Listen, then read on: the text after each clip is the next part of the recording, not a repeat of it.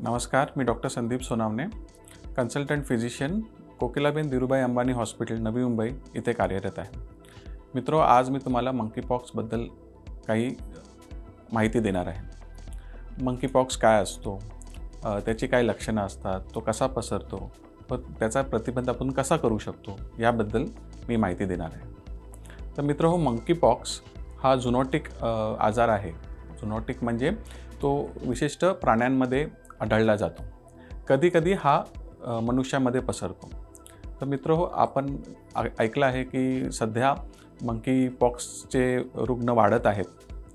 तर हा मंकीपॉक्स आजार एक ऑर्थोपॉक्स व्हायरसमुळे होतो. हा व्हायरस काही विशिष्ट प्राण्यांमध्ये जसे की माकडं, उंदीर किंवा खार यांच्यामध्ये आढळतो. कधीकधी तो मनुष्यात पसरतो. हा आजार झाल्यास आपल्याला काही लक्षणं आढळतात, जसे की ताप येणे, अंग दुखणे, डोके दुखणे, मानेमध्ये गाठी होणे व विशिष्ट गोल व लाल चट्टे उठणे अंगावर. तर मित्र, हा आजार आपण एखाद्या रुग्णाच्या संपर्कात आल्याने पसरतो किंवा त्याच्या कपड्यांशी संपर्क झाला तर पसरतो.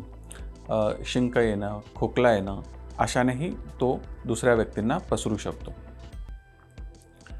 या आजाराचे प्रतिबंध करण्यासाठी आपल्याला एक मंकीपॉक्स रुग्णाशी संपर्क टाळावा.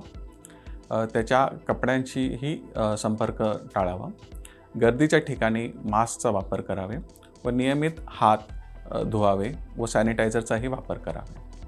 तर मित्रहो, ही काही माहिती होती मंकीपॉक्सबद्दल. धन्यवाद.